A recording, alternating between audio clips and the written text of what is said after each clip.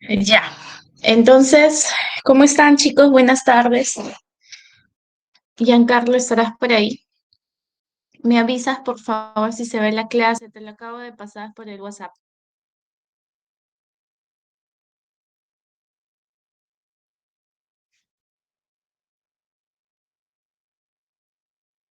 Chicos, ¿se logra ver? Sí, Sí se doctora. ve. Sí, doctora, sí se ve.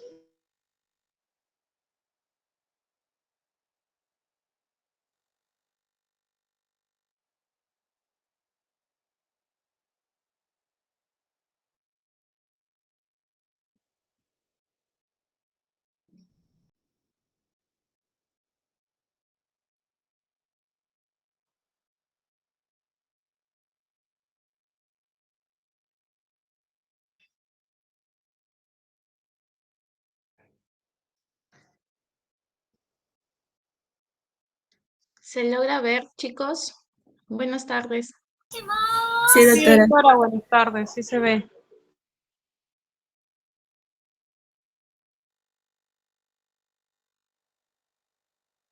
Doctora, ¿nos escucha? Sí. ¿Sí se logra ver? Sí, Sí, correcto, doctora, sí se puede ver. Sepsis neonatal. Muchas gracias. Ya. Bueno, chicos, problemas que han sucedido y hemos visto en nuestro país. Lamentablemente, la semana de examen con ustedes va a ser el otro viernes. Igual queda en la misma hora, a las 3:40 de la tarde, vamos a dar inicio al examen parcial.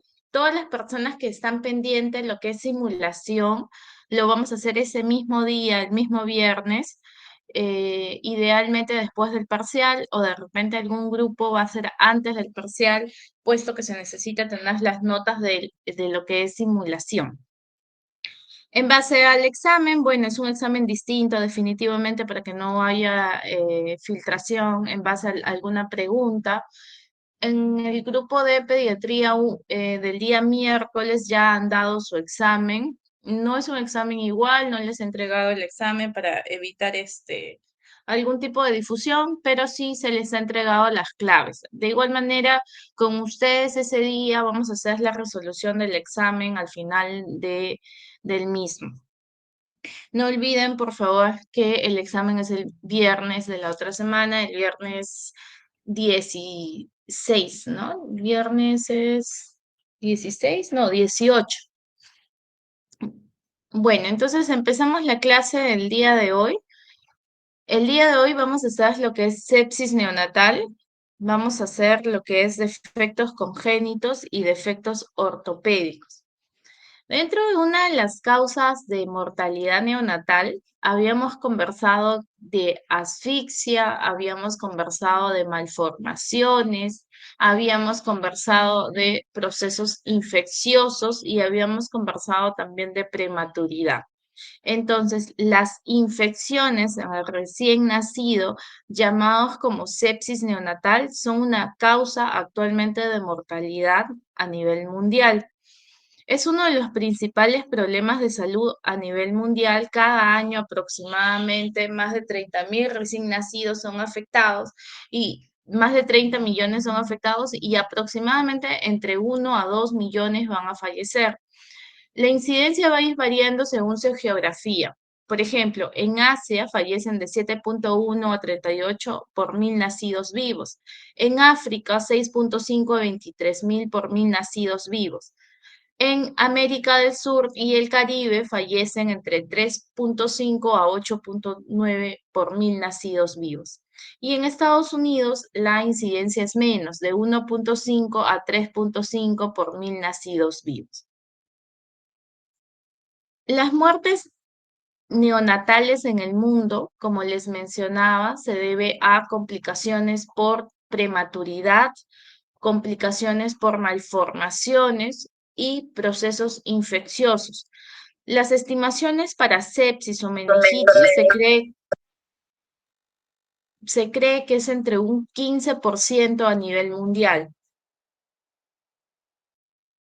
En el Perú ¿Cómo vemos esta tasa? En el año 2018 y en el año 2019, la tasa de sepsis neonatal ha sido bastante considerable, acompañado de otras causas como, por ejemplo, prematuridad y malformaciones congénitas, así como asfixia. Entonces, en nuestro país sigue siendo causas de tanto mortalidad perinatal como mortalidad neonatal, la prematuridad, las infecciones, las malformaciones y la asfixia. Son los tipos de causa de mortalidad a nivel mundial, pero también a nivel de nuestro país encabeza las infecciones.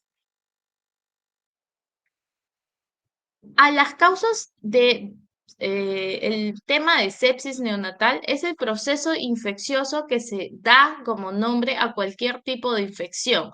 Aquí en el recién nacido, por ejemplo, no hablamos de básicamente diarrea, infección urinaria. Aquí lo que hablamos es de sepsis neonatal. A diferencia del adulto, que necesitábamos el concepto, ¿cierto?, de SIRS. En cambio, en el recién nacido, nosotros hablamos de sepsis ya al proceso infeccioso. No es necesario tener el SIRS más el foco infeccioso, no.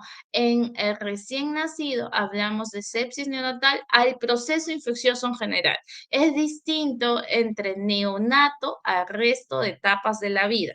En pediatría, en lo que es la adultez, sí conformamos el concepto habitual que conocemos de sepsis. Sin embargo, en sepsis neonatal lo hablamos como un síndrome clínico que es caracterizado por signos y síntomas de proceso infeccioso que se va a confirmar con el hemocultivo o el cultivo de cefalorraquídeo. Entonces, el gol estándar para sepsis neonatal es el hemocultivo. Este hemocultivo nos va a permitir poder confirmar si es una sepsis neonatal, el agente etiológico que lo está ocasionando, ya sea una bacteria, un hongo, o en caso de que si no lo fuera, nos permite suspender el antibiótico para no continuar el tratamiento innecesario o para completar el esquema antibiótico, pero a su vez nos está mencionando también el antibiograma, qué antibiótico está siendo sensible o no. La sepsis neonatal es un conjunto de signos y síntomas que causan un proceso infeccioso. El tercer consenso internacional para sepsis lo definió como una disfunción orgánica potencialmente mortal causada por una respuesta desregulada del huésped a la infección. La sepsis surge cuando la respuesta del cuerpo a una infección daña sus propios tejidos y órganos. Puede incluso producir shock, insuficiencia multiorgánica y la muerte, especialmente si no se reconoce a tiempo y si no se da el tratamiento con prontitud. La sepsis es la última vía común de muerte por la mayoría de procesos infecciosos, incluidos los procesos infecciosos virales que hemos vivido por el COVID. ¿Cómo lo define la OMS? Como un síndrome clínico caracterizado por la presencia de signos sistémicos de infección acompañados de bacteriemia durante los primeros 28 días de vida. Sepsis neonatal es un tema importante porque nos va a permitir, primero, tener el conocimiento propio de la enfermedad, sí, pero segundo, para poder tener ciertos alcances para los exámenes que se nos vienen a futuro, tanto de pregrado, tanto ahora de internado, de serum, de residentado. Siempre, año tras año, es un tema favorito para venir dentro de las preguntas de los bancos de exámenes. Siempre hay una pregunta de sepsis. Entonces, hay temas en los cuales yo tengo que, si bien todos los temas son importantes, hay temas que yo tengo que enfocar, hacer mi resumen ya de por vida, por así decirlo, hasta que pues me dedique específicamente a una especialidad, porque me va a servir. Entonces, mi consejo sería que hay temas que ustedes hagan sus resúmenes, hagan, lean, hagan todo lo que sea posible para que no se olviden de aquí a futuro y no solamente quede como una teoría a que están llevando neonatología o que están llevando pediatría.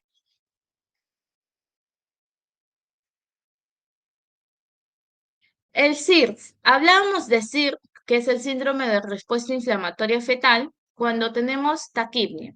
Recién nacido hablamos de taquipnia, frecuencia respiratoria mayor de 60 por minuto.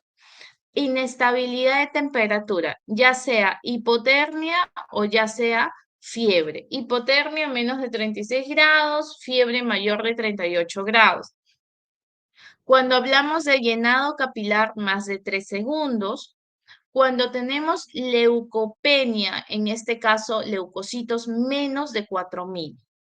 Otro punto a considerar es que en neonatología el hemograma es distinto a las demás edades. Es decir, si para pediatría y para el adulto yo tengo leucocitos más de 12.000 o 14.000, que es positivo, en el recién nacido puedo esperar hasta 34.000. Este valor, sin embargo, no es un valor exacto, porque hay consensos que mencionan 32.000, hay consensos que mencionan 35.000. Entonces, cuando yo hablo de leucocitosis en el recién nacido, estoy hablando de valores de más de 30.000. Eso hay que acordarnos. Si es 25.000, 20.000, 14.000, no es leucocitosis, es mayor de 30.000. Y las últimas revisiones me hablan de 34.000. Leucopenia, igual que en el adulto, igual que en las demás edades, menos de 4.000. PCR, más de 10.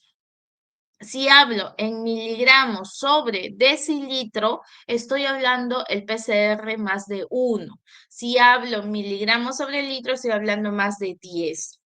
La interleuquina 6 o interleuquina 8, más de 70 picogramos.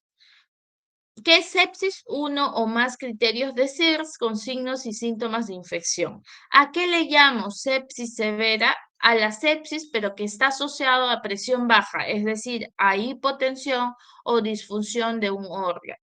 ¿A qué le llamo shock séptico? A la sepsis severa asociada a hipotensión, pero ojo, que requiere reponer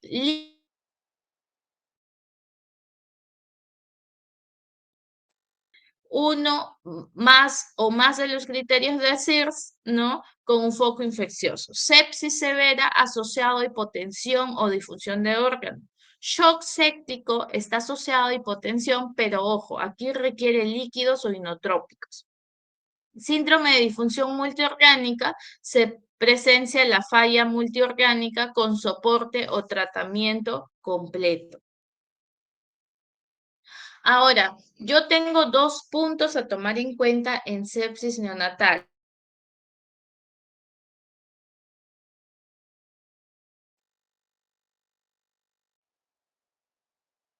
Horas yo hablo de sepsis neonatal temprana. Hablo de sepsis neonatal tardía cuando ya pasaron las 72 horas de vida.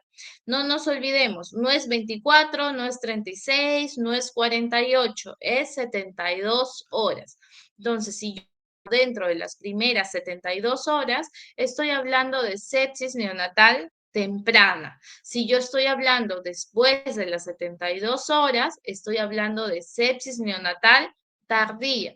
Entonces, si yo hablo de sepsis neonatal temprana, quiere decir que el problema se dio en el momento del parto, es decir, hubo una transmisión de tipo vertical y los agentes etiológicos que pueden ocasionarme el proceso infeccioso son agentes que pueden estar producto de la contaminación materna, ¿no? Y aquí tenemos, por ejemplo, la listeria es una bacteria gram positiva. El estreptococo es una tipo B, es una bacteria gram positiva. E. coli, que es una gram negativa. Estas 3 bacterias son las que encabezan la causalidad o la etiología de sepsis neonatal temprana. Otras causas, clamidia, gonococo. La sepsis neonatal tardía se da después de 72 horas, es decir, este recién nacido está ya en su casa o ya pasaron 72 horas de nacido. ¿Por qué está en el hospital? Porque está hospitalizado o porque está con la mamá. Entonces, si este recién nacido está en el hospital, ya sea por hospitalizado o con la mamá, uno de los agentes infecciosos somos nosotros. Es decir, podemos estar contaminando con una bacteria del hospital, en este caso, Pseudomonas. O si mi recién nacido ya está en casa, es decir, ya fue a la casa, ya puede tener otros agentes bacterianos, como por ejemplo estafilococo, Klebsiella. Entonces, ¿cuáles son los agentes de sepsis tardía? Estafilococo, Klebsiella, Pseudomonas, también puede ser E. coli. ¿Y a qué le llamo sepsis neonatal? Cuando el neonato presenta signos de infección, pero después de estar 48 horas hospitalizado. Sin embargo, nosotros en neonatología valoramos sepsis neonatal temprana o sepsis neonatal tardía. En la revisión del CIBEN, que es una capacitación anual que se da a nivel de lo que es neonatología, menciona que dentro de los países desarrollados o los países en vías de desarrollo, la etiología va cambiando de sitio en sitio. Por ejemplo, en países desarrollados, el agente bacteriano más frecuente es el estreptococo del grupo B. Sin embargo, en países en vías de desarrollo, uno de los agentes más frecuentes es Klebsiella y estafilococo aureus. Entonces, si bien mi epidemiología, si bien mis libros me mencionan de ciertos agentes bacterianos que están dentro del precoz, dentro del tardío, es importante que cada hospital maneje sus cultivos y maneje sus agentes bacterianos. Es decir, de repente para el Hospital Loaiza, el agente bacteriano más frecuente es E. coli. De repente, para el Hipólito, el agente bacteriano más frecuente es Listeria. Entonces, es importante pues que cada hospital maneje sus hemocultivos y sus antibiogramas y dé su reporte de lo que es la etiología. Sin embargo, por temas teóricos, vamos a tomar en cuenta la etiología a nivel mundial, que es el más frecuente, es el estreptococo del grupo B, porque dentro de los exámenes que nos han tomado, tanto de NAN, tanto de residentado, se sigue usando lo que es la literatura a nivel mundial, que el agente bacteriano más frecuente es el estreptococo del grupo B. Sin embargo, como les menciono, puede ser un buen tema de tesis, quizás buscar qué agentes bacterianos encontramos en los hospitales que podríamos estar estudiando. Entonces, nos queda claro que para sepsis precoz vamos a hablar de 3 agentes infecciosos más frecuentes. Estreptococo del grupo B o llamado también Streptococcus galactiae, E. coli y Listeria monocytogenes. El estreptococo del grupo B o Streptococcus agalactiae, como su nombre lo dice, es un coco. Este coco es un gran que va a tener cadenas de estreptococo, es beta hemolítico catalasa negativo, oxidasa negativo y anaerobio facultativo. Es teóricamente el más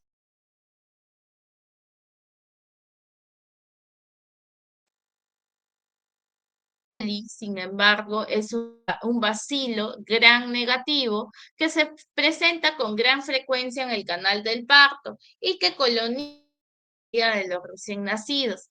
Es el agente causal más frecuente de sepsis neonatal en recién nacidos menores de 1.500 gramos.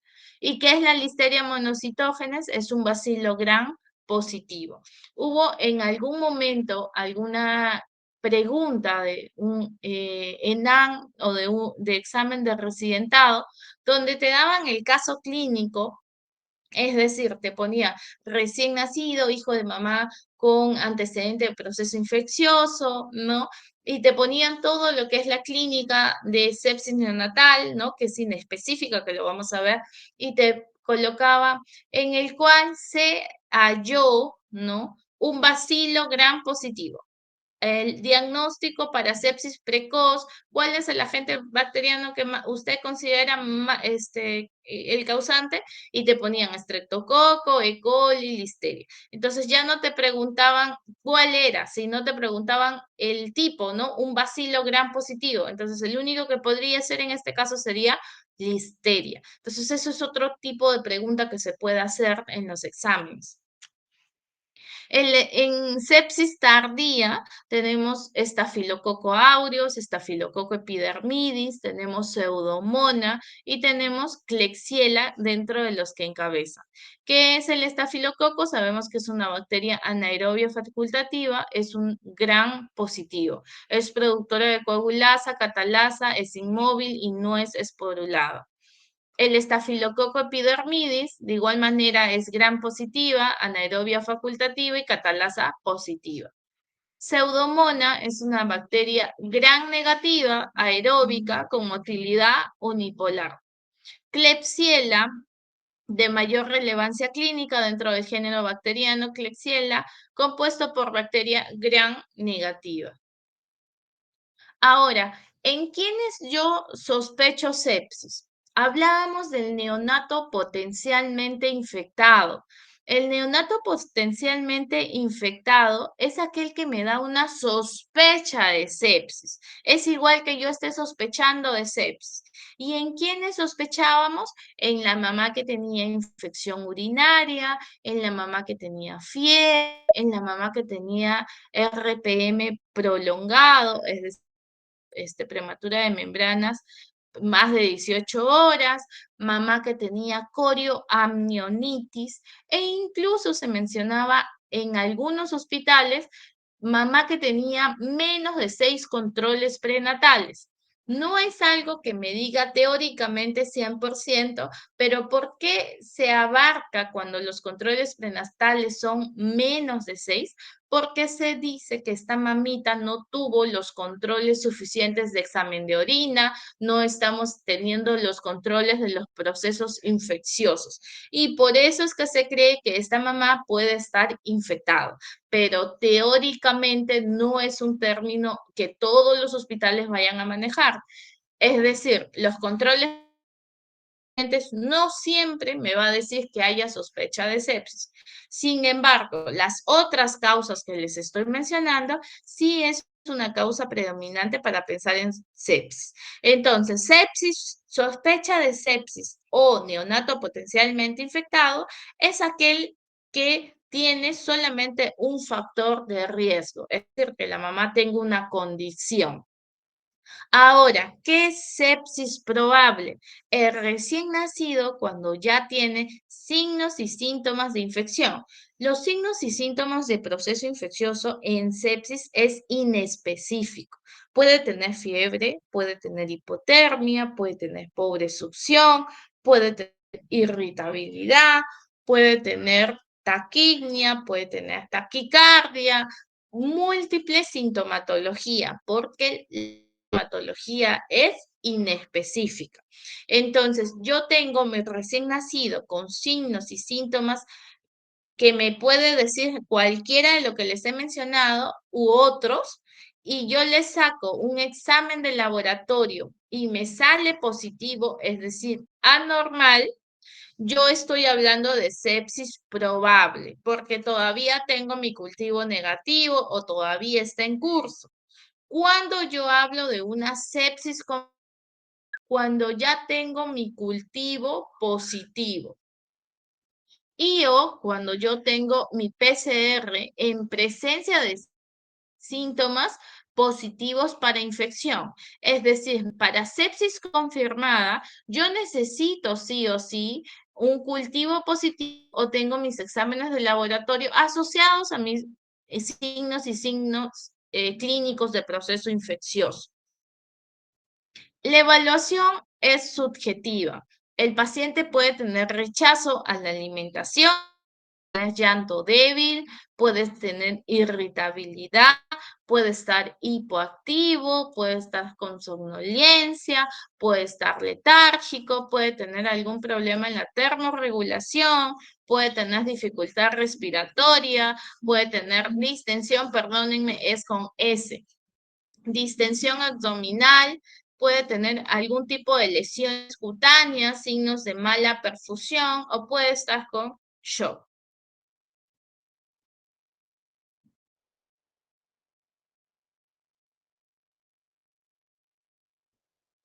Ahora, en la parte respiratoria, el sitio más común de infección la parte respiratoria. Habíamos visto que podíamos encontrar enfermedad de membrana hialina, podíamos encontrar lo que es taquiña transitoria de recién nacido, podíamos tener también lo que es salán, ¿no? O neumonía neonatal. Pero los signos y síntomas son los característicos del Silverman-Anderson, ¿no? Dificultad respiratoria, taquipnia, quejido, retracciones intercostales, el desbalance tóraco-abdominal u otra sintomatología como cianosis, apnea. A nivel cardiovascular podemos ver que tiene hipoperfusión, taquicardia, hipotensión, alteraciones de la temperatura, ya sea hipotermia o hipertermia. Más frecuente en neonatos generalmente vemos hipotermia, ¿no?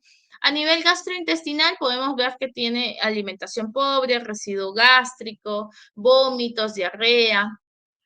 Por ejemplo, también podemos estar observando un paciente histérico, ¿no? Que nos esté acompañando de un proceso infeccioso. Podemos palpar el hígado, está grande. A nivel neurológico, el paciente puede estar irritable, letárgico, hipotónico, pobre succión. La fontanela puede estar abombada, puede tener convulsiones incluso. Y ya no solamente estar hablando de sepsis, sino estar hablando de meningitis. A nivel metabólico, las disglicemias, es decir, cuando estamos con hipoglicemia o hiperglicemia, las alteraciones de la glucosa o acidosis metabólica. Entonces, como hemos visto, yo tengo que tener una sintomatología y esta sintomatología tiene que estar acompañado de mis exámenes de laboratorio. El laboratorio nos va a ofrecer una visión integral de lo que es el examen, ¿no? Y lo que me va a mostrar es la alteración de las líneas, tanto de los leucocitos como a nivel de lo que es las plaquetas. Los leucocitos, como les he mencionado, cuando hablamos de leucopenia, es decir, menos de 4.000, o cuando hablamos de lo que es leucocitosis. Hablamos también de lo que es el índice IT, que es inmaduros sobre totales, mayor de 0.2, y hablamos también de las plaquetas. No se recomienda sacar inmediatamente el examen de laboratorio.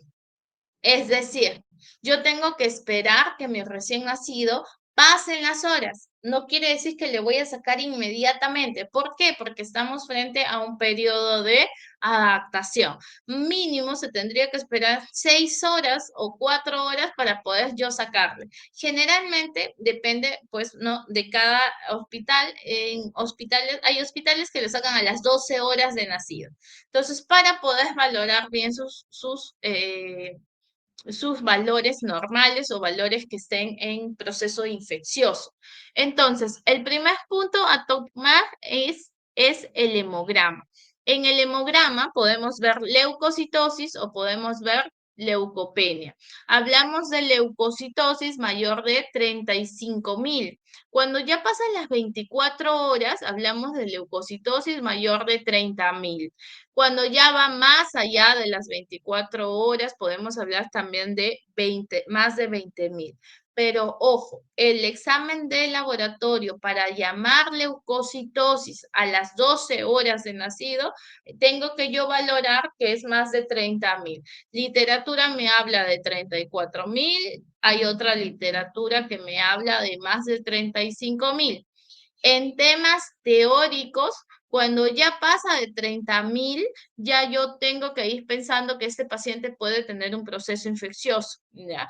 pero depende mucho de la literatura de la cual yo me vaya a guiar. ¿Por qué? Porque hay literatura que me habla, como les menciono, de 32, de 34 o de 35.000.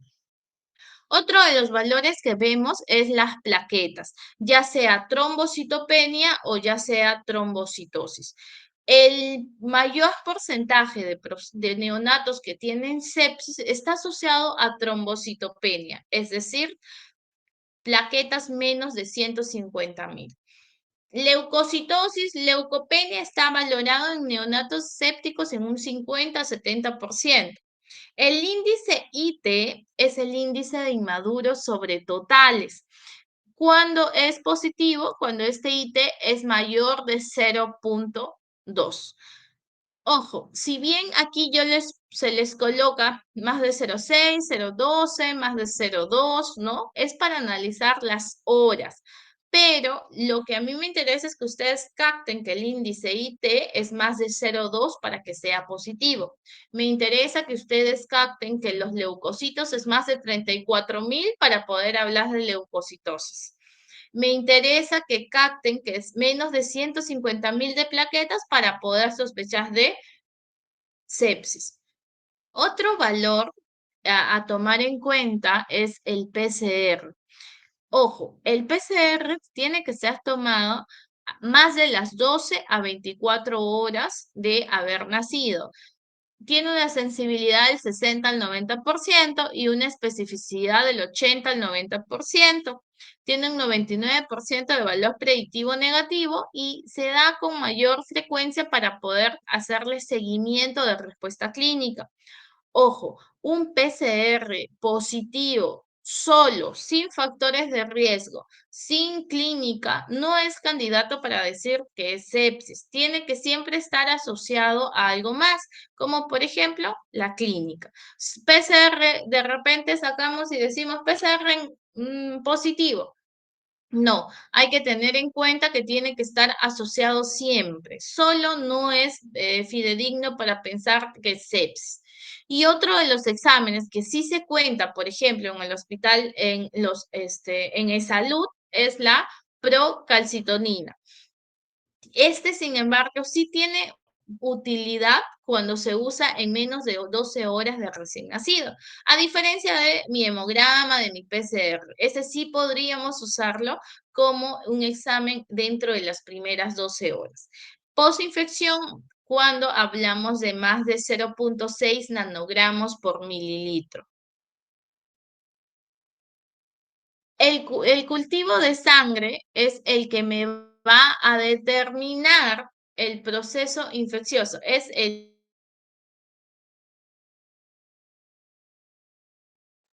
para todos los neonatos con sospecha de sepsis. Los datos sugieren que 1 mililitro de sangre debe ser el volumen mínimo extraído para el cultivo cuando se utiliza una botella de hemocultivo pediátrico. 0.5 mililitros no detectaría de manera confiable la bacteriemia. Hasta 25% de los bebés con sepsis tienen bacteriemia de bajo recuento de colonias. Es decir, ¿qué me quiere decir la Academia Americana de Pediatría en sus revisiones? Que para poder decir que mi cultivo de sangre es fidedigno, es decir, está siendo buena la recolección, yo tengo que tener 1 mililitro de sangre. Sin embargo, en algunos hospitales, ¿no? Necesitamos la extracción de sangre en mayor cantidad. Por ejemplo, donde yo trabajo necesitamos 5 mililitros como mínimo.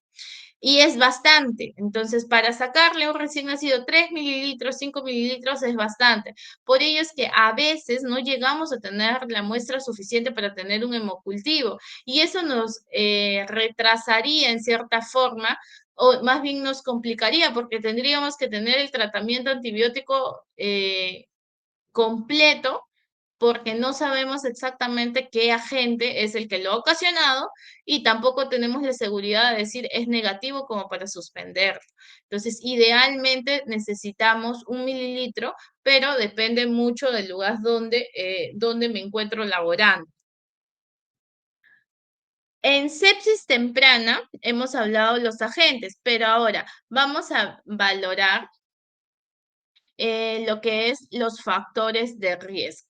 Dentro de los factores de riesgo tenemos RPM más de 18 horas. ¿Qué es RPM más de 18 horas? Es la ruptura prematura de membranas que ha pasado ya 18 horas. Las infecciones maternas, como por ejemplo la infección urinaria, es una de las más frecuentes. La infección urinaria, pero dentro del último mes, no quiere decir que haya tenido infección urinaria hace 3 meses, hace 6 meses. No, dentro del último mes, generalmente a la mamá se le saca un examen de orina ese mismo día. Fiebre, la mamá llega y está con fiebre, puede ser por algún tipo de proceso infeccioso. Colonización por el estreptococo. En algunos países incluso se hace el cultivo, se saca el estreptococo para poder ver si la mamá tiene, ¿no? Mediante este cultivo a nivel vaginal, se saca y se ve mediante una muestra si la mamá es portadora o no de estreptococo. El líquido amniótico purulento, corioamnionitis, ¿no? Sabemos que corioamnionitis es la infección a nivel del corion, del amnios. La mamá presenta irritabilidad uterina, puede presentar fiebre también. Dentro de los factores de riesgo también se habla de la edad. Mientras más jóvenes o mientras mayores, sobre todo más jóvenes, se habla de un factor de riesgo para tener sepsis, su recién nacido. El estreptococo del grupo B es el más frecuente en colonización vertical y es el que se saca dentro de los estudios en otros países a todas las mamás y idealmente. En Estados Unidos se saca este examen. En sepsis tardía ya estamos hablando de un paciente o que está en su casa o es un paciente que está hospitalizado. Si está hospitalizado, pues vemos las imágenes, ¿no? Mamá, en el hospital que están haciéndole intubación, ¿no? De repente no tenemos unas medidas de asepsia, adecuadas, de repente no estamos usando sus hemoderivados, estamos usando sus vías o estamos transportando mediante las manos los procesos infecciosos. Por ello es que en las unidades de UCI generalmente no se entra, ¿no? Y hay que tener el cuidado necesario, hay que estar con el lavado de manos, que es bastante importante, al ingreso, a la salida, es bastante restringido estas unidades, porque nosotros somos agentes de poder llevar las bacterias.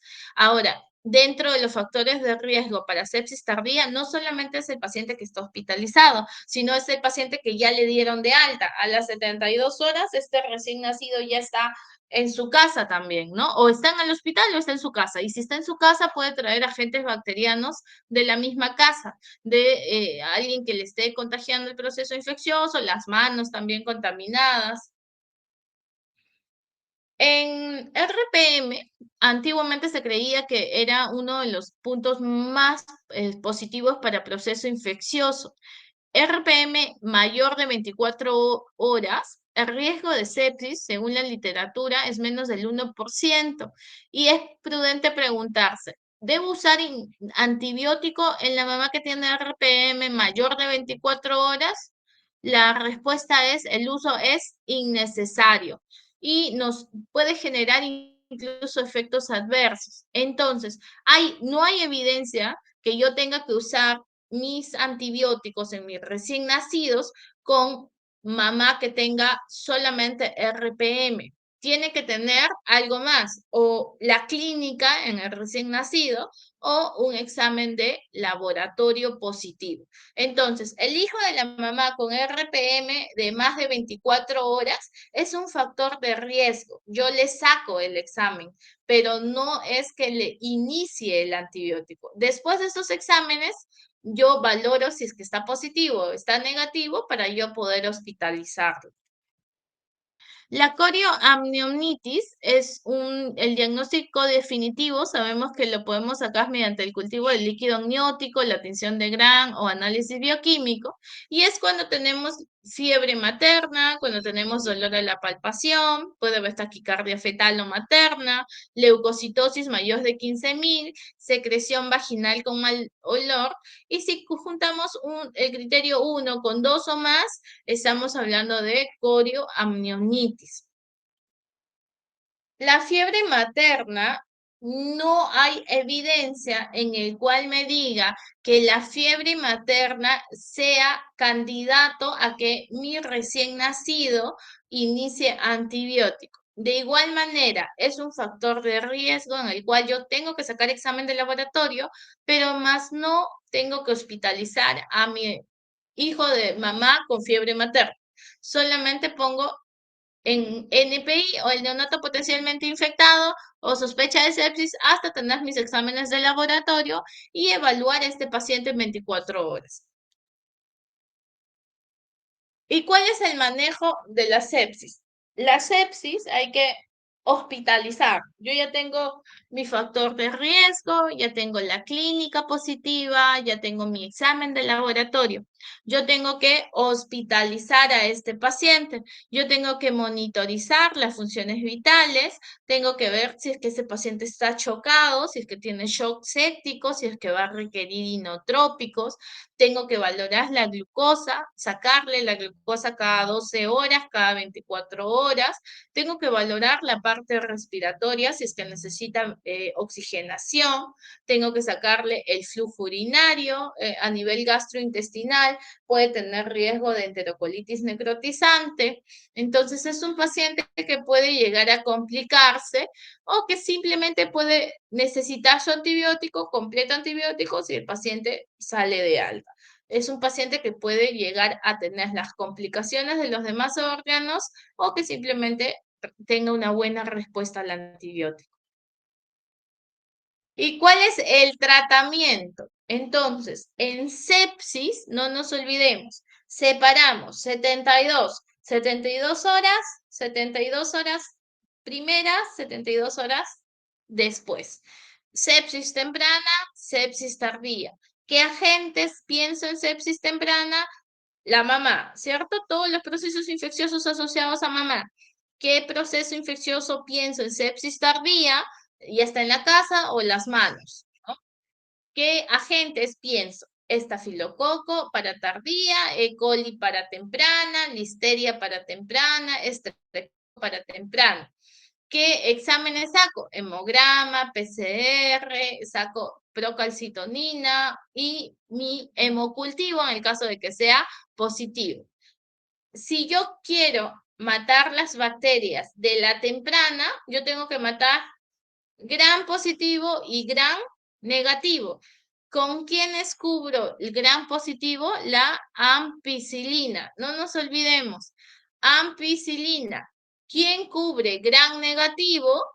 Aminoglucósido. Entonces, mi combinación va a ser ampicilina más amicacina o ampicilina más gentamicina. No es ampicilina más gentamicina más amicacina. Ojo, no. Es ampicilina más gentamicina o ampicilina más amicacina.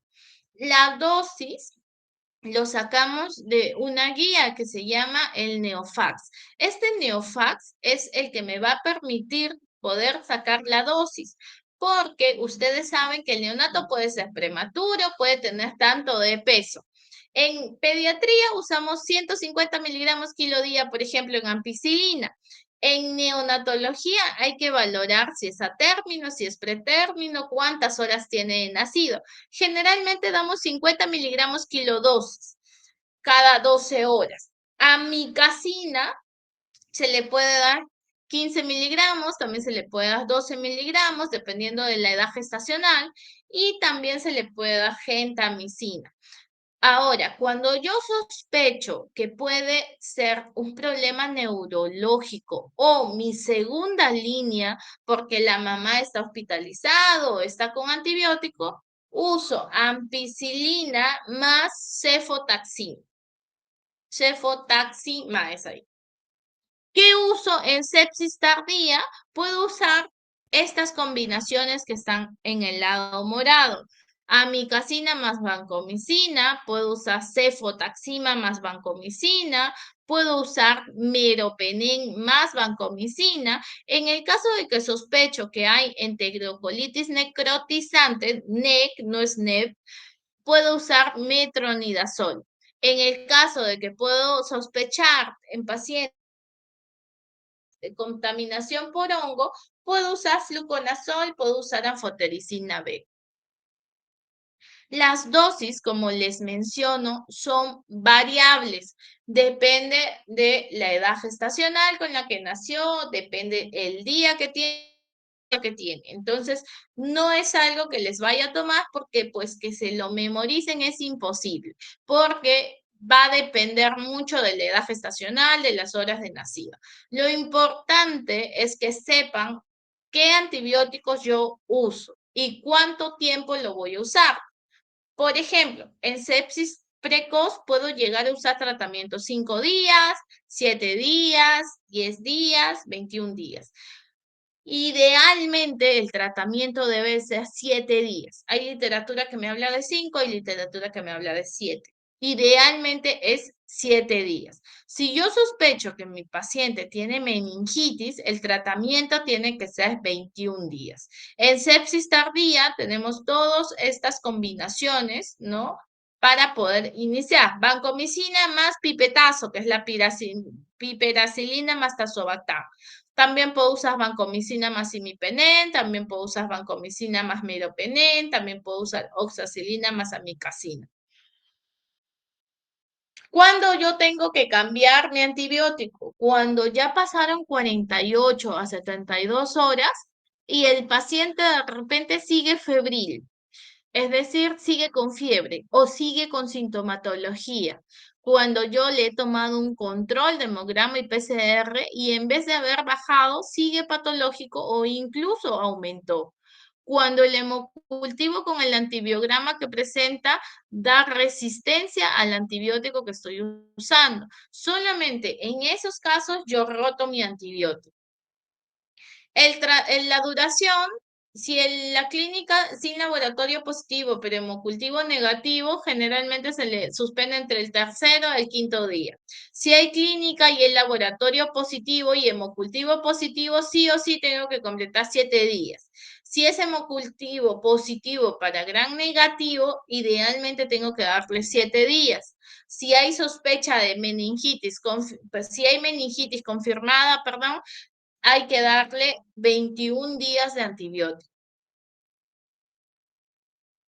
Entonces, en sepsis neonatal no nos olvidemos el punto de corte de 72 horas, no nos olvidemos los antibióticos que usamos. Otro tema importante es la meningitis. Es la parte de infección a nivel de líquido cefalorraquídeo, a nivel inflamación meningia, ¿no? Sin que sea incluso indispensable el aislamiento del microorganismo. En países en vías de desarrollo se da entre un 0.4 a un 0.9 por mil recién nacidos vivos. La letalidad, ojo, va del 25 al 42%. El germen se puede llegar a aislar en casi el 46% de los casos y está asociado a mayor mortalidad cuando se asocia a bacterias gram negativas, siendo los varones los más susceptibles, así como los extremadamente bajo peso y los muy bajo peso al nacer. Ocurre entre un 10 a un 20% de bacteriemia, el uso de tubos endotraqueales, los catéteres endovenosos, cateterismo umbilical incrementado es considerablemente el riesgo de meningitis. La diseminación puede ser hematógena o puede haber una disrupción mecánica. La diseminación hematógena es cuando la sangre entra a nivel del espacio subaracnoideo, ¿no? A nivel de lo que es la diseminación a nivel de la sangre, o mediante una disrupción mecánica, es decir, que haya habido una fractura del cráneo o una extensión directa, por ejemplo, del oído, de la parte del hueso del mastoides paranasales. El cuadro clínico de igual manera es inespecífico, pero aquí ya hay un componente más neurológico. El paciente está con letargia, está irritable, puede llegar a tener convulsiones, ¿no? La fontanela la encontramos abombada. Cuando la fontanela está deprimida, nosotros sospechamos de deshidratación. En cambio, cuando la fontanela está sobrelevada, se le conoce como abombamiento de la fontanela. Aquí ya pensamos en meningitis. ¿Y cuál es la etiología? Streptogalactiae, E. coli, Listeria, Klebsiella, Serratia, coagulasa negativa, que es más frecuente en muy bajo peso al nacer. El diagnóstico, realizar en todo paciente con sospecha de meningitis la punción lumbar. Incluso con sepsis tardía, idealmente se tiene que sacar la punción lumbar. Es controvertido realizar en neonatos sanos, hijos de madre con factores de riesgo para sepsis, puesto que es un examen que es invasivo y que, bueno, generalmente a veces la mamá no desea firmar el consentimiento informado. ¿Y cuáles son los valores de líquido cefalorraquídeo normal? Diferenciamos en prematuros y en aterno. Los leucocitos en el prematuro generalmente tiene que ser menos de 40 y en el atérmino menos de 30. Los neutrófilos en el prematuro menos de 70 y en el atérmino menos de 60. Las proteínas en el prematuro menos de 250 y en el atérmino menos de 170. La glucosa en el prematuro más de 30, en el atérmino más de 40. El valor de glucosa líquido cefalorraquídeo sobre sangre, más de 50 en prematuro, más de 50 en el atérmino. El cultivo lo que me va a hacer es confirmar el diagnóstico. Si la punción lumbar se inicia el tratamiento, todavía es posible incluso llegar a aislar este microorganismo, más si son gram negativos, requiere 3 días de tratamiento antibiótico para ser erradicados del líquido cefalorraquídeo. Entonces, se puede llegar a usar el líquido cefalorraquídeo una vez que ya se inició el tratamiento. El gram positivo sí requiere incluso un tiempo menor. ¿Cuándo debo considerar neuroimagen y qué tipo de examen se recomienda? La resonancia magnética, la indicación de electroencefalograma cuando está anormal o cuando tiene convulsiones o cultivos positivos persistentes en líquido cefalorraquídeo, ya sea por microorganismos como Acitrobacter u hongos.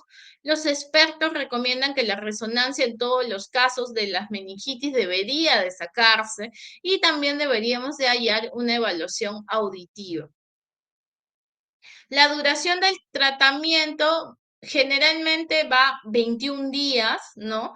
Pero hay que siempre tener consideración que en bacteriemia usamos 7 días, cuando estamos en sepsis neonatal de 7 a 10 días, y generalmente como la edad pediátrica va de 14 a 21 días en el tratamiento de la meningitis. ¿Y cuál es el tratamiento antibiótico a usar?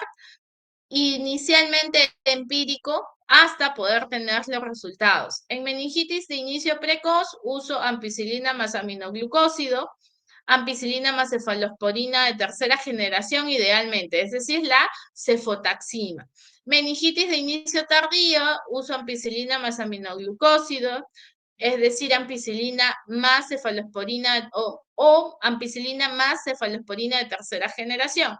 Entonces, de igual manera, uso mi ampicilina más mi aminoglucósido, pero idealmente uso mi ampicilina más cefotaxima. Aquí no uso ceftriaxón, aquí uso cef que va a pasar mi barrera hematoencefálica. En portadores de catéter venoso central o en que tengan una patología neuroquirúrgica, puedo usar vancomicina. En el caso de que yo sospecho de que tiene infección fúngica, uso anfotericina B. La terapia adyuvante, la dexametasona en edad pediátrica se puede llegar a usar, sin embargo, en el recién nacido no está recomendado, se relaciona con un incremento de la apoptosis neuronal del hipocampo.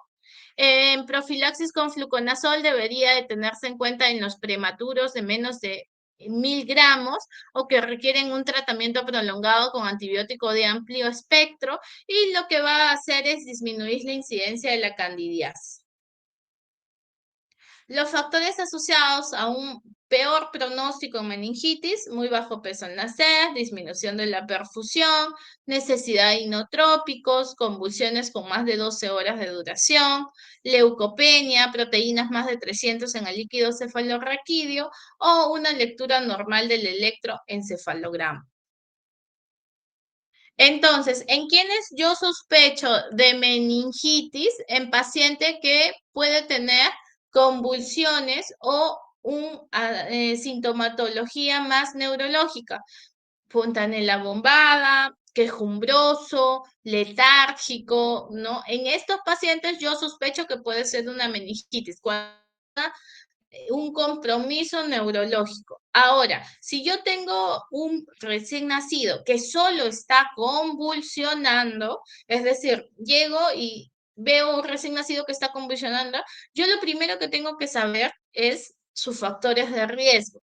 Pido los antecedentes. No de frente digo, ya, convulsión es meningitis. No, veo los factores de riesgo. Si es que hay factores de riesgo para proceso infeccioso. ¿Qué más sacaría? Glucosa, porque la hipoglicemia también me puede llevar a que el paciente pueda tener tremores o convulsiones. Que también tendría que sacarle electrolitos, porque recuerden que la hiponatremia o la hipernatremia puede generar convulsiones. Y también le saco un hemograma y un PCR. En el caso de que mi hemograma y PCR esté alterado o que tenga sintomatología, inmediatamente yo tengo que sacarle a este paciente una punción lumbar y tengo que iniciar tratamiento para meningitis en el caso de que sí exista la sospecha de que sí es un proceso infeccioso. Pero la convulsión sola, tengo que buscar otra causalidad, electrolítica, glucosa o infecciosa. No sé, chicos, si tienen alguna duda en cuanto a lo que es sepsis, en cuanto a lo que es meningitis.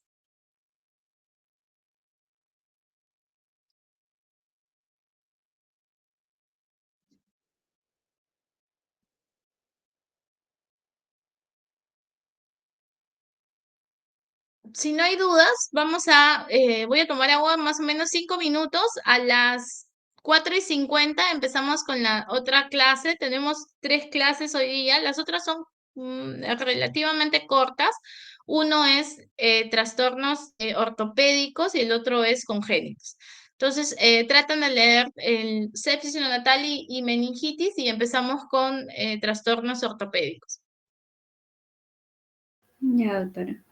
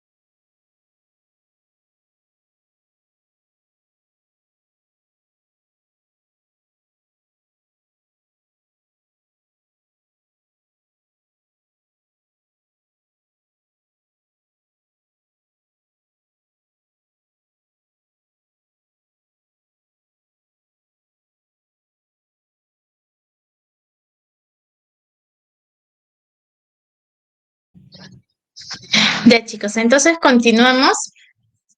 Vamos a pasar a hacer defectos ortopédicos y defectos congénitos.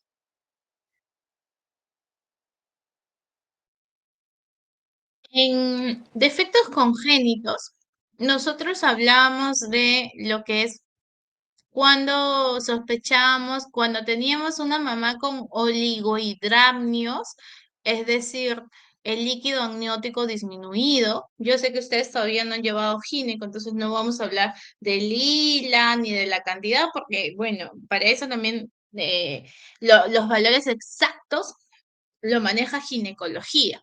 Entonces, en oligohidramnios es cuando estamos manejando, pues, bajo volumen de líquido amniótico. Cuando hablamos de polihidramnios, es decir, hablamos de bastante líquido amniótico, ¿no? Menos de 500 y más de 1,5 a 2 litros de lo que es líquido amniótico. Cuando yo tengo una mamá con polihidramnios, lo que yo tengo que sospechar es que mi recién nacido puede tener problemas en base de dos sistemas. Uno que es neurológico y el otro que es digestivo. Dentro de lo que es digestivo, tengo que sospechar, por ejemplo, en las atresias esofágicas, en los problemas intestinales, como también obstrucción intestinal. Cuando yo tengo lo que es una mamá con poco líquido, yo tengo que sospechar problemas renales, malformaciones renales, o tengo que sospechar malformaciones a nivel de pulmones. Entonces, oligohidramnios está asociado a problema renal o problema neumológico, y polihidramnios está asociado a problema de sistema nervioso central y sistema de lo que es digestivo. Ahora, cuando yo hablo de obstrucción intestinal, ¿en quién debo de sospechar? En el hijo de una mamá con polidramnios, en el hijo de una mamá diabética, en otras malformaciones congénitas o en pacientes incluso con macrosomía. Entonces, para sospechar de obstrucción intestinal, yo asocio estos factores de riesgo. Incluso tengo que sospechar cuando tiene relación con otras malformaciones y dismorfismo. Asociación a Bacter o Batter. Cuando hablo de anomalías vertebrales, anomalías anales, fístulas tráqueo-esofágica, atresia esofágica, displasias radiales y renales, anomalías cardíacas y de los miembros. Ojo, este acrónimo hay que saberlo, puesto que ha sido pregunta de examen en AN de residentado médico dentro de lo que es las iniciales sobre todo. Otras malformaciones, anomalías cardíacas o cromosomopatías, como por ejemplo síndrome de Down. Dentro de las obstrucciones tenemos la causa mecánica y las causas funcionales. Las causas mecánicas tenemos las atresias, las estenosis, las malformaciones anorrectales, las duplicaciones entéricas. Dentro de la etiología funcional, la enfermedad de Hirschsprung, el síndrome de tapón meconial, ilio, peritonitis. Las manifestaciones más frecuentes dentro de la sintomatología, dentro de la clínica, tenemos un recién nacido que va a presentar vómitos, va a presentar retraso en la evacuación del meconio o va a presentar distensión intestinal. ¿Cómo hago la medición de cómo hago la detección de los vómitos? Generalmente suelen ser explosivos, ¿no? Aquí, por ejemplo, no estoy hablando de la regurgitación que bota la leche, ¿no? Sino del vómito. Y para eso un personal de salud pues tiene que evidenciarlo. Para la distensión intestinal, lo que hago es hacer la medición del perímetro abdominal. Y como yo tengo recién nacido, lo comparo con el perímetro abdominal del nacimiento.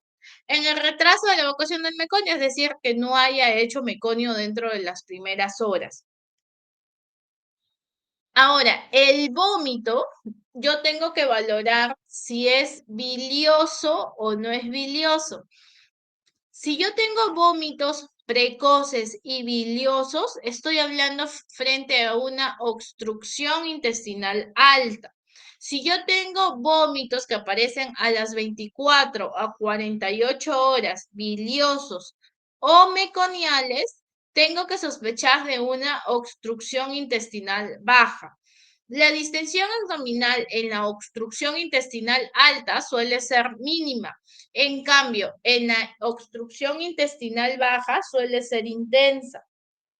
El retraso del meconio en la obstrucción intestinal alta es normal. En cambio, es decir, no hay retraso. En cambio, en la obstrucción intestinal baja hay retraso o incluso no hay meconio. Una de las enfermedades que también tenemos que tomar en cuenta es la estenosis hipertrófica del píloro. Pregunta bastante frecuente.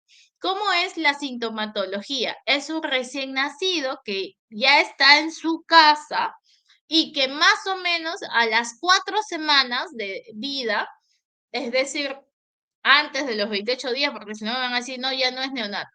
Es decir, entre las 2 a las 8 semanas de edad, es decir, puede ser neonato o puede ser lactante, va a presentar vómitos, pero estos vómitos son no biliosos. Por favor, pregunta clásica. ¿Cómo son los vómitos en la estenosis hipertrófica del píloro? Subrayen, vómitos postprandiales no biliosos, progresivos en proyectil. Que ustedes me pongan vómitos no biliosos en proyectil, ya si les hago la pregunta en el examen, van a tener su puntaje. Ojo, les estoy adelantando que les voy a tomar. Vómitos no biliosos en proyectil, estenosis hipertrófica del píloro, la clínica. ¿Qué es la patogenia? Hay una descoordinación en el peristaltismo gástrico con relajación pilórica y factores relajantes musculares. Hay aumento de los factores de crecimiento. Y en la clínica, aparte de los vómitos que presenta mi paciente, presenta también pérdida de peso y deshidratación. Es más frecuente en los varones, está asociado de 2 a 5 por 1000 nacidos, recién nacidos vivos, y dentro de los factores de riesgo no está tan claro, pero se asocia a que la mamá haya usado macrólidos, que el bebé le hayan dado eritromicina, o que la mamá haya estado consumiendo tabaco en la gestación.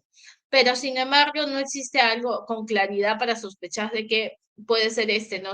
La causa exacta. ¿Qué es lo que hay? Como vemos en la imagen, un estrechamiento del píloro, es decir, a nivel de la estructura muscular que divide el estómago y la primera porción del intestino delgado. Es un padecimiento quirúrgico común en los recién nacidos. ¿Y qué es lo que va a presentar el recién nacido? Vómitos, vómitos no biliares en proyectil o explosivos. El ultrasonido, la ecografía, es el que me va a dar el diagnóstico definitivo, ¿no? Ay, perdón. Y el tratamiento es quirúrgico, ¿ya? Entonces, ¿en quién sospecho? En el recién nacido, en el lactante menor de 2 meses que empieza a tener vómitos no biliosos.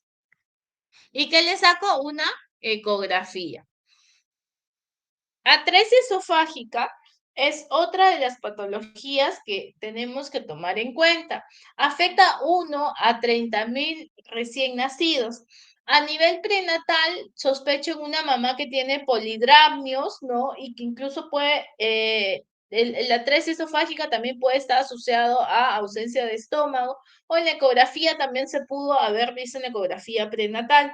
Está asociado a prematuridad o a otras malformaciones. La más frecuente es la atresia esofágica más fístula distal. Hay una clasificación de Laticross que es bastante conocida y vemos los diferentes tipos, la 1, la 2, la 3, la 4 y la 5. Perdón. En la tipo 1 tenemos atresia, pero no hay fístula. En la tipo 2 tenemos atresia, pero tenemos fístula proximal. En la tipo 3 tenemos atresia, pero con fístula distal. Esta es la más frecuente, la tipo 3 o la tipo C, o con nombre de atresia con fístula distal. Es la más frecuente, el 85% de los casos. ¿Cuál es la más grave? La tipo 4, en la cual las dos están generando fístula. Y la tipo 5, o llamada también la E, es la fístula, pero sin atresia, en H. Se sospecha en mamá con polidramnios, puede haber ausencia de cámara gástrica, incluso cuando vemos una arteria umbilical única. ¿Y qué es lo que puede presentar el recién nacido? Dificultad para poder pasar la sonda. ¿Se acuerdan que pasábamos en atención inmediata, pasábamos la sonda nasogástrica?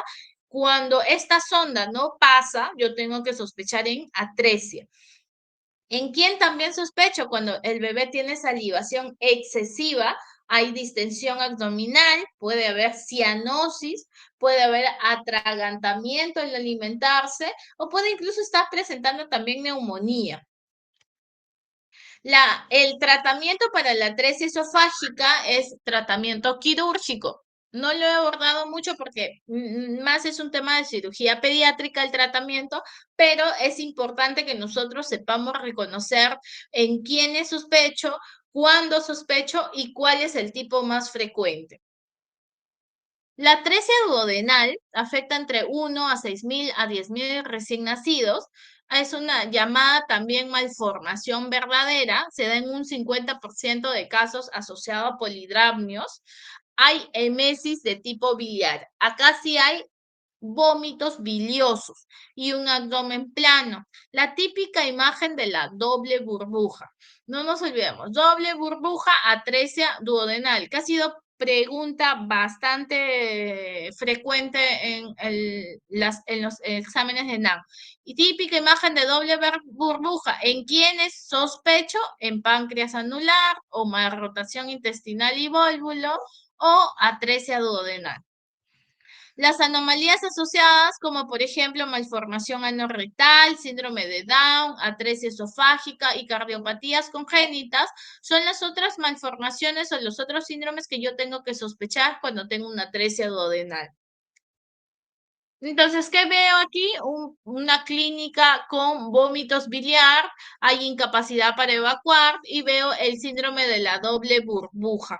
Representa los niveles hidroaéreos ocasionados por la dilatación del estómago y del duodeno proximal, lo cual es consecuencia de la misma atresia duodenal. Hay que tener en cuenta que el 20% suele estar asociado a síndrome de Down. La atresia yeyuno ilial es la atresia intestinal, el 95% del total de las obstrucciones. Se da entre 1 a 330 o a 1 a 10.000 recién nacidos. Ocurre por un accidente vascular interno. En la atresia yeyunal hay emesis biliar y distensión abdominal leve. En cambio, en la atresia ilial hay emesis y distensión abdominal importante. Aquí tenemos la clasificación de Lowe, donde vemos la tipo 1, la tipo 2, la tipo 3A. En la tipo 1, la atresia en forma de tabique intraluminal. En la tipo 2, dos extremos atrésicos ciegos. En la tipo 3A, dos extremos atrésicos ciegos separados por una brecha en forma de V en el mesenterio.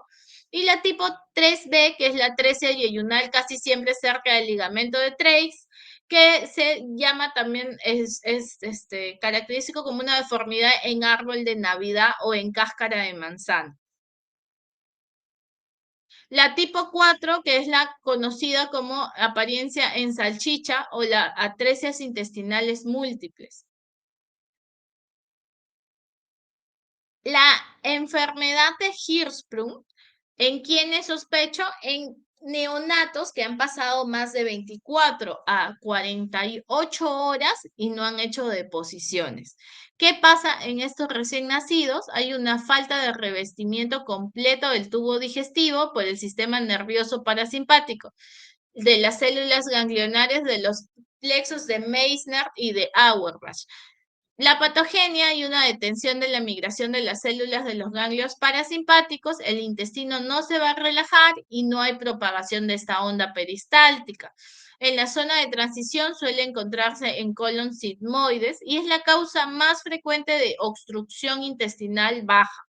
Se da entre 1 a 5.000 recién nacidos, es poco frecuente en prematuros y, como la mayoría de las patologías, es más frecuente en el varón que en la mujer. Entonces, ¿qué es lo que vemos en enfermedad de Hirschsprung? Hay ausencia de lo que son las células ganglionares y con ello va a haber detención, ¿no?, de los movimientos y va a haber disminución o no va a haber evacuación del meconio. Dentro de las malformaciones anorrectales, tenemos de 1 a 5.000 recién nacidos vivos, más frecuente en el varón. Hay malformaciones que suelen estar asociadas entre un 20 a un 50%. Dentro de las más frecuentes es el CIB, que es la comunicación interventricular, las anomalías renales, dentro de lo que es el síndrome o lo que es el Bacter, anomalías renales y de radio en extremidades. Y dentro de la clasificación tenemos el grado 1, el grado 2, el grado 3 y el grado 4. En el grado 1 tenemos estenosis a nivel del ano, en el grado 2 tenemos imperforación de la membrana del ano, en el grado 3 tenemos agenesia del ano y en el grado 4 que tenemos atresia rectal. Dentro de los grados, en base a lo que es estas anomalías a nivel intestinal, a nivel anorrectal, no es necesario que lo aprendan de memoria, pero sí que lo tomen en cuenta que existen grados y que existen tipos. Ahora, la clasificación, hablamos de altas, intermedias o bajas. Valoramos si es varón o si es mujer. Si hablo de las altas, hablo de la agenesia no rectal, fístula rectovesical, o si hablo en la mujer, hablo de la fístula rectovaginal. Intermedias, hablo de la fístula rectouretral, agenesia anal sin fístula, en la mujer fístula rectovestibular o fístula rectovaginal, en la parte baja, fístula anocutáneo, en la mujer fístula anovestibular. En misceláneos en varones las malformaciones son raras y en las mujeres generalmente podemos encontrar persistencia de la cloaca. Otras patologías a tomar en cuenta es onfalocele con gastrosquisis, que está con una prevalencia entre 1 a 2.000 recién nacidos vivos. En onfalocele está asociado frecuentemente a síndromes como trisomía 13, Patau, Edwards, Down. A nivel problema gastrointestinal, genitourinario, cardiovascular, sistema nervioso central. Gastroquisis está asociado un poco más raro a otras patologías y el 10% está asociado a atresia intestinal. No suele estar asociado a síndromes como onfalocele. ¿Cuál es la diferencia entre onfalocele y gastroquisis? El onfalocele tiene una pared abdominal anterior a través del cual se hernia el contenido abdominal y está cubierta por una membrana de 3 capas, el peritoneo, la gelatina de Wharton y el amnios. Suele ser clasificado en pequeño, mediano y grande, de acuerdo al tamaño del defecto y a la cantidad del contenido eviscerado. Pero esta clasificación suele ser arbitraria, no tiene mucho valor desde el punto de vista terapéutico y no siempre tiene un valor pronóstico. La gastroquisis tiene defecto congénito de todas las capas, puesto que está todo descubierto, localizado a un lado del cordón umbilical normal, a través del cual se hernia el contenido abdominal, desprovisto de cualquier tipo de envoltura. Habitualmente el contenido eviscerado está representado por todo el intestino delgado y parte del intestino grueso. Más raramente emergen a través del defecto de la pared abdominal. Y aquí también se ha descrito la herniación aislada del epiplón mayor, en lo que se ha denominado gastrosquisis menor. Entonces tenemos la imagen de onfalocele, en el cual está con la cobertura de las capas, y gastrosquisis, que no tiene las capas. Hay una eventración, ¿no?, de vísceras a través del anillo umbilical, en cambio en la gastroquisis hay una eventración paraumbilical y las asas no están cubiertas por peritoneo. En ambos casos el factor de riesgo asociado al sexo masculino. No es rara la presencia de otras vísceras en onfalocele, en cambio en gastroquisis es rara la presencia de otras vísceras.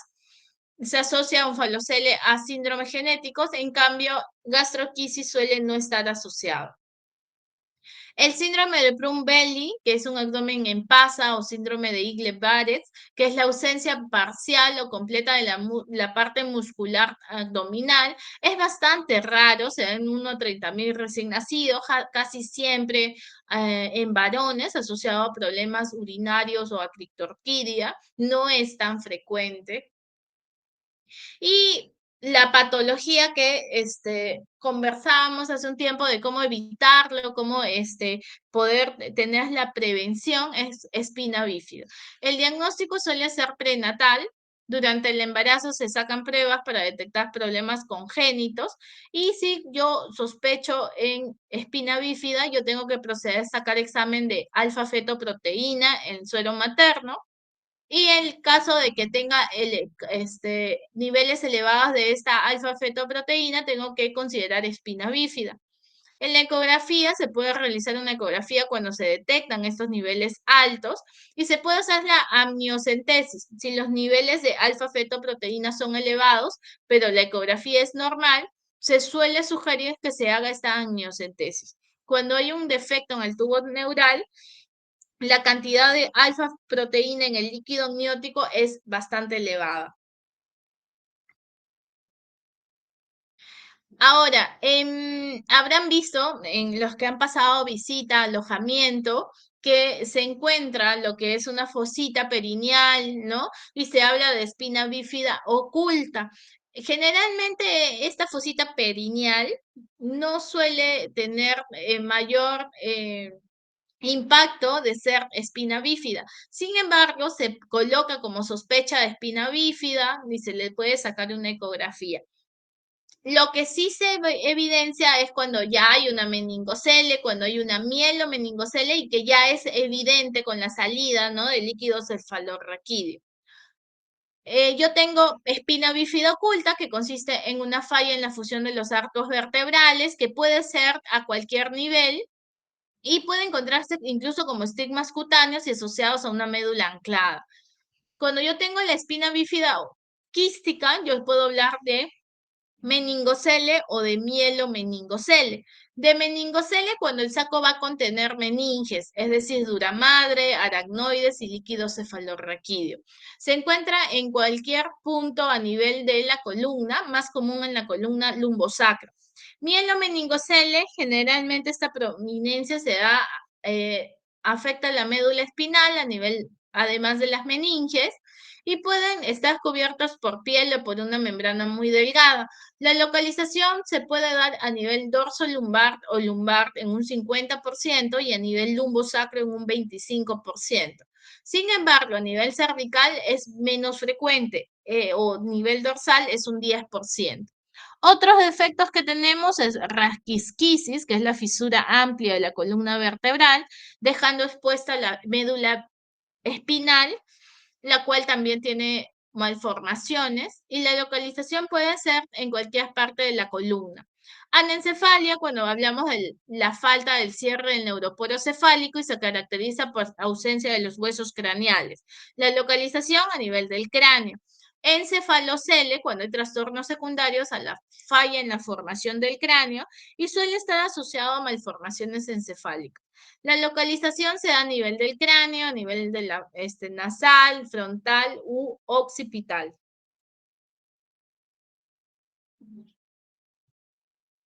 En espina bífida oculta, en esta forma generalmente es asintomático, existe un pequeño defecto a nivel de los huesos pequeños de la columna, la médula espinal y los nervios son normales.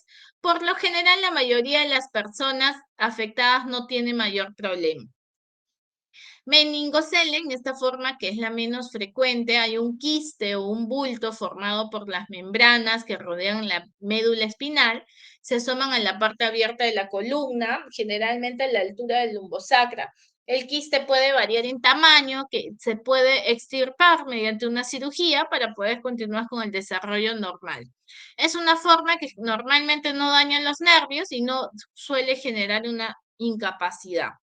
Mielomeningocele, esta sí es la más grave y la más frecuente incluso de las formas. El quiste contiene tanto las membranas que rodean el canal espinal como las raíces nerviosas de la médula espinal y a menudo la médula en sí. En ocasiones no hay ningún quiste, sino una sección totalmente expuesta de la médula y puede incluso filtrarse fluido espinal.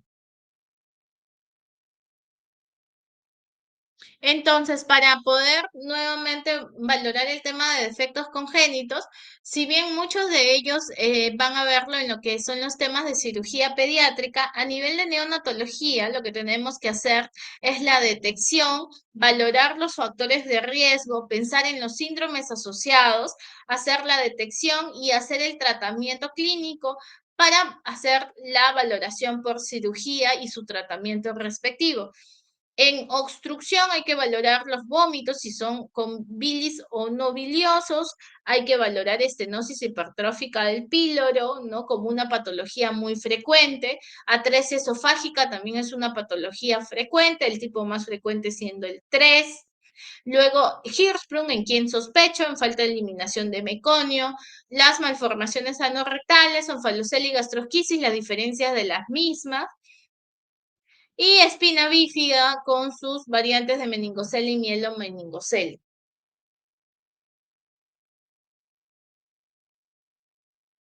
Entonces terminamos con defectos ortopédicos. Dentro de los defectos ortopédicos, cuando nace un recién nacido, tenemos que valorar el examen físico. Habíamos visto de que no era necesario ser 100% cefalocaudal, pero sí íbamos viendo en una forma ordenada, ¿no? Íbamos evaluando a nivel de la parte cervical, ¿no? Y de repente teníamos pues acortamiento del músculo esternocleidomastoideo, ¿no? De repente sentíamos como una masa, ¿no? Y veíamos una asimetría facial y craneal. Eso se le caracteriza como tortícolis congénita. Ahí en la imagen podemos ver un niño que tiene movilidad hacia un lado de la parte del cuello, asimetría facial y composición inclinada. ¿Por qué se da? Por un acortamiento del músculo esternocleidomastoideo, pero puede ser secundario incluso una adaptación muscular que ha habido consecuencia de una posición intrauterina normal. Por ello es que la valoración del recién nacido tiene que ser más o menos en el transcurso de las horas. Cuando nace a las 2 horas, al día siguiente también se le pasa la visita. La clínica es la limitación de la movilidad. El tratamiento suele llevar terapia física y suele evolucionar de forma favorable en la mayoría de los casos. Antes del año de vida generalmente ya está resuelto. Solo en un escaso porcentaje puede llegar a requerir una corrección quirúrgica aproximadamente a los 3 años de edad. La fractura de clavícula es la lesión más frecuente que hemos visto a nivel dentro de trauma obstétrico. Suele estar asociado a distocia de hombros, suele estar asociado a macrosomía. A veces escucho un crujido. ¿Con qué lo vamos a confirmar? Con la radiografía. El pronóstico es bueno y el tratamiento es sencillo. La fijación del antebrazo con un vendaje simple. A las 2 semanas ya está consolidado y no va a presentar dolor. Debe observarse evolución para descartar parálisis braquial asociada a parálisis de ER. Dentro de las parálisis habíamos visto dos tipos, Duchenne y Klumpke. La Duchenne de C5-C6 y la Klumpke de C8-T1. El tratamiento inicial suele ser conservador, pero luego se usa lo que es fisioterapia, terapia física y los ejercicios pasivos. Esto se debe iniciar entre los 7 a 10 días, cuando la neuritis post-lesión ya se ha resuelto. Otra de las malformaciones frecuentes que vemos son las deformidades de pie. Para citar un caso, el día de ayer me nació un bebito con el pie valgo. Es necesario distinguir entre las malformaciones congénitas como el pie bot, el astrágalo vertical congénito y las alteraciones posturales, como el metatarso aducto y el pie calcáneo valgo o talo valgo. Una de las patologías, perdónenme, aquí se ha movido la imagen. Una de las patologías frecuentes es el pie bot, que es una malformación congénita que va a comprometer, ojo, huesos, músculos, tendones, vasos sanguíneos y que puede presentarse a nivel de uno o de los dos pies. Hay 4 deformaciones simultáneas en el pie en el pie bot. Es equino, cabo, varo de retropié y aducto del antepié. La incidencia se da entre 1 a 1000 nacidos vivos, es más frecuente en varones, la causa suele ser desconocida y el tratamiento suele ser yesos correctores semanales a partir de los primeros días de vida, cambiado cada 5 a 8 días y en el penúltimo se realizan el 90% de los casos. Una tenotomía percutánea con anestesia local, seguida después del retiro del último yeso por el uso de una órtesis. Entonces, a nosotros cuando nos llega y nos nace un recién nacido, nosotros lo que hacemos es valorar, no sacarle una radiografía y mandarle una interconsulta al traumatólogo o al ortopedista. El pie valgo convexo o astrágalo vertical congénito es una malformación congénita caracterizada por una posición vertical del astrágalo con luxación de la articulación astrágalo-escafoidea. Es un pie rígido e irreductible con la planta del pie convexa o con inversión del arco longitudinal. El antepié se coloca en dorsiflexión y la cabeza del astrágalo protruye en la planta del pie. El apoyo se hace sobre el borde medial del pie y la cabeza del astrágalo y el retropié está en equino y está en valgo. En la radiografía que observábamos, el astrágalo vertical paralelo a la tibia y el calcáneo en equino. El tratamiento aquí es quirúrgico, pero a partir de los 8 meses de edad. El pie metatarso, varo o aductus, así como vemos en la imagen aquí abajo, es el pie que al nacimiento presenta una desviación del antepié hacia la línea media y es importante resaltar que no tiene una deformidad de retropié. Al examen se aprecia que su borde lateral externo tiene una forma convexa o forma con letra C alargada. La deformidad se produce a nivel de la articulación del isfran y es debido a una mal posición intrauterina. El calcáneo, el talón puede estar en posición normal o en valgo y puede asociarse a una torsión tibial y con frecuencia a displasia de caderas.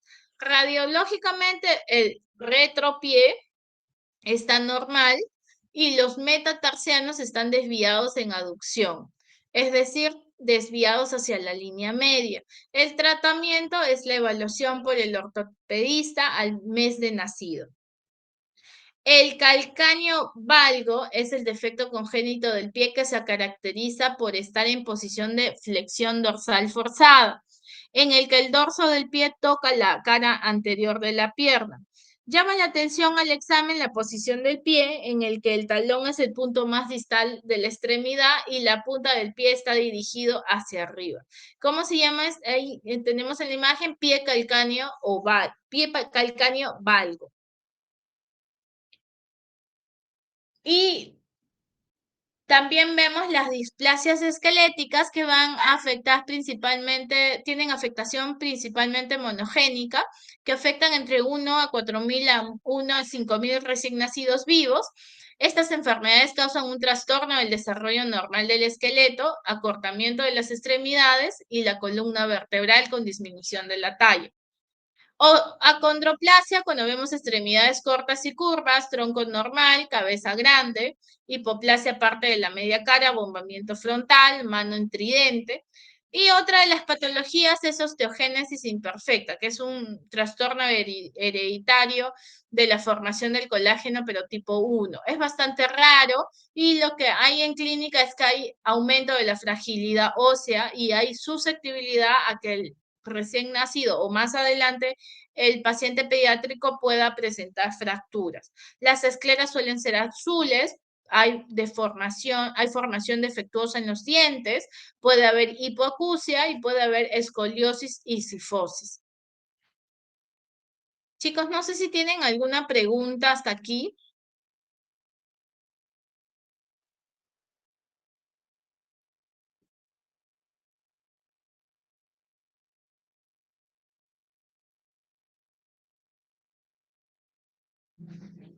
Sí, Gamero. Sí, doctora, buenas tardes todavía. Doctora, tengo una duda. Dentro de la fisiología normal del recién nacido, yo puedo esperar hasta 48 horas de vida para que pueda eliminar meconio. Mi pregunta o mi duda queda en que generalmente en un parto vaginal el recién nacido se le da de alta a las 24 horas. Eh, Antiguamente, le digo antiguamente porque bueno, yo tengo una escuela antigua, pues se usaba el termómetro para ver permeabilidad de lo que era, ¿no? Hoy en día ya en la atención inmediata al recién nacido no se realiza. Eh, ¿Qué es lo que se hace? Si no defeca el recién nacido a las 24 horas, ¿se puede emplear la sonda para verificar la permeabilidad del ano o de igual forma hay que esperar las 48 horas de vida? No, en realidad en la atención inmediata del recién nacido sí hacemos lo que es la permeabilidad del ano y lo que es la permeabilidad a nivel para descartar atresia esofágica, sí lo hacemos, pero no lo hacemos directamente para sacar meconio, lo hacemos para descartar, por ejemplo, ano imperforado. Pero el paciente generalmente que está 24 horas, el más del 80%, el 90% ha realizado meconio dentro de las primeras 24 horas. En la parte práctica, cuando un recién nacido no ha hecho meconio, ahí sí le hacemos la estimulación con la sonda para ver si es que hay el pasaje del mismo meconio. En el caso de que el paciente, por ejemplo, salga de alta y no ha realizado meconio, valoramos otros factores, como por ejemplo el perímetro abdominal, valoramos la técnica de lactancia y le hacemos seguimiento a este paciente. En la enfermedad de Hirschsprung, es un paciente que no realiza meconio, pero que generalmente está con distensión abdominal. Entonces, en la forma práctica, más de mi 80% ha hecho meconio, pero si ya este paciente se va de alta, busco que no haya más sintomatología asociada y hago la permeabilidad en búsqueda de poder sacar el meconio, solo en el caso de que no haya realizado. Ok, doctora, muchas gracias. Esa era mi duda.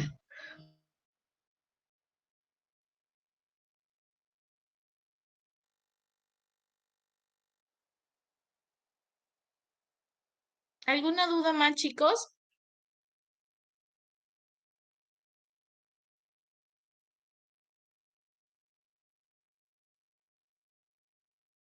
Bueno, chicos, si no hay ni una duda más, el día viernes estamos viéndonos en el parcial.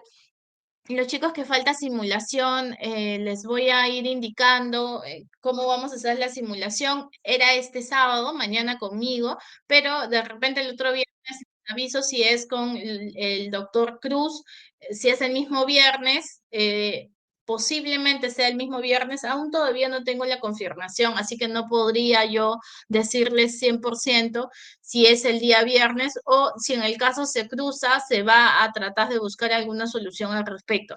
Pero creo que la gran mayoría de su grupo es el que falta la simulación. Y como está dentro de la clase, dentro del horario de la clase de los viernes, podría hacerse después del examen. Sí, Palomino. Hola, doctora, buenas tardes. Doctora, yo tenía dudas acerca de sepsis. No sé si lo puedo consultar. Ah, ya. Sí, claro. Sí, doctora, usted mencionaba que nosotros hay que considerar en el hemograma mayor de 30.000, ¿no? Pero también menciona que más de 6 a 24 horas consideremos lo que es, perdón, primero 35.000, luego 30.000 y luego pasado las 24 horas creo que 20.000. Entonces, esa era mi duda. A primera instancia, viendo los factores de riesgo, Nosotros consideramos el hemograma mayor de 35.000, doctora. Sí, como les mencioné cuando les hablé del hemograma, no existe tampoco un consenso que diga el número exacto. Para literaturas hablan 30.000, 32.000, 34.000, 35.000. Cuando yo ya tengo más de 30.000, yo ya tengo que estar viendo qué está pasando. Pero si yo ya tengo más de 34.000, eso es sí o sí positivo, sí o sí. Ahora, yo le saco a mi recién nacido a las 12 horas de nacido. Entonces, a estas 12 horas de nacido, mi valor no puede ser más de 34.000. El punto clave aquí es 34.000 para las 12 horas de nacido. Y ustedes tienen que tomar en cuenta que cuando van pasando las horas, estos leucocitos suelen estar en disminución. Pero si, por ejemplo, yo les pongo un caso clínico más de 34.000, eso ya es positivo sí o sí, independientemente de las horas. Yo no le voy a tomar pues con horas, ¿no? Porque es bastante tedioso que nadie va a aprender. A las 6 horas tiene que ser 30.000, a las 12 horas 32.000, no. Yo les voy a tomar el valor de 34.000 para arriba, es positivo, ¿no? Pero no les voy a poner el tiempo de vida. Hay que tomar en cuenta que ya más allá de 30.000 tengo que estar buscando factores de riesgo más clínica, pero en la teoría manejo el valor de 34.000. Ok, doctora. Doctora, usted también habló acerca del consentimiento informado para realizar una punción lumbar. Si en caso la mamá o el familiar no desea, o sea, que se le hace ese No procedimiento, se le realiza. ya, y solamente se le da un tratamiento empírico, ¿o cómo Sí, se...? claro. Se le da el Ya. tratamiento por 21 días como meningitis. Ok, gracias, doctora. ¿Alguna duda más, chicos?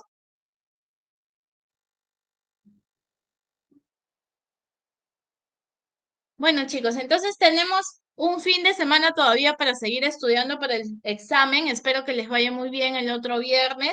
El examen han sido dos tipos, en el cual ha sido de elección, es decir, el delegado ha elegido un sobre cerrado, ambos sobres están cerrados, su examen de ustedes está en un sobre sin modificación, está ahí. No es que se esté generando un nuevo examen, no, ya es un examen que está ahí y que está a la espera de ser tomado para el día viernes. Nos vemos el día viernes, espero que puedan estudiar todo este fin de semana y que les vaya muy bien en sus exámenes. Cuídense. Gracias, doctora. Gracias, doctora. Gracias.